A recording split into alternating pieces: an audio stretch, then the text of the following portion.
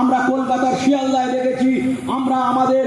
সমস্ত অঞ্চলে অঞ্চলে ছোট ছোট মিছিল, ছোট ছোট মোমবাতি মিছিল এবং ঘরোয়া সবার মাধ্য দিয়ে আমরা টের পাচ্ছি আমরা এই অঞ্চল জুড়ে, আমরা এই রাজ্য জুড়ে প্রত্যেকটা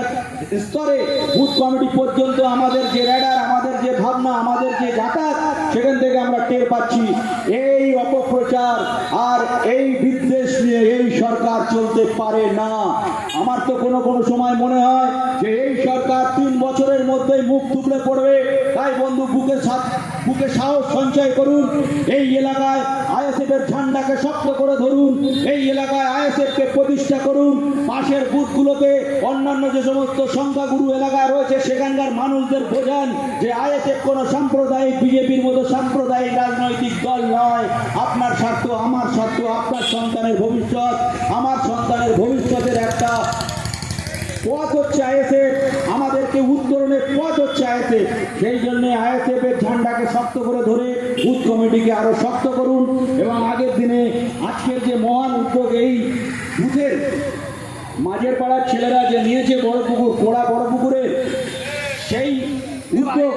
অন্যান্য বুথে ছড়িয়ে পড়বে এবং আগের দিনে যে গণতন্ত্র বাঁচানোর লড়াই, সংবিধান বাঁচানোর লড়াই এবং মেহনতি মানুষের স্বার্থ রক্ষার লড়াই,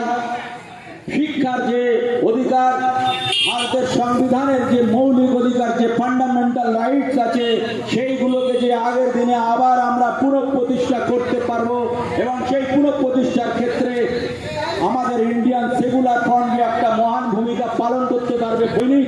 এবং আগের দিনে আমরা এই কাজটা সবাই সম্মিলিতভাবে কাঁধে কাঁধ দিয়ে, হাতে হাত রেখে করতে পারবো, এই বিশ্বাস রেখে সবাইকে আন্তরিক অভিনন্দন, শুভেচ্ছা, সেলাম জানিয়ে আজকের এই মহতী রক্তদান শিবিরের উদ্যোক্তা এবং যে সমস্ত মানুষ এই শিবিরের সাথে যুক্ত এবং যারা রক্ত দিচ্ছেন, সর্বোপরি যে সমস্ত সৈনিক, তাদেরকে সবাইকে আমার অন্তরের অন্তঃস্থল থেকে ধন্যবাদ জ্ঞাপন করে আমি আমার সংক্ষিপ্ত বক্তব্য শেষ করছি। ইনকলাব জিন্দাবাদ, আইএসএফ জিন্দাবাদ।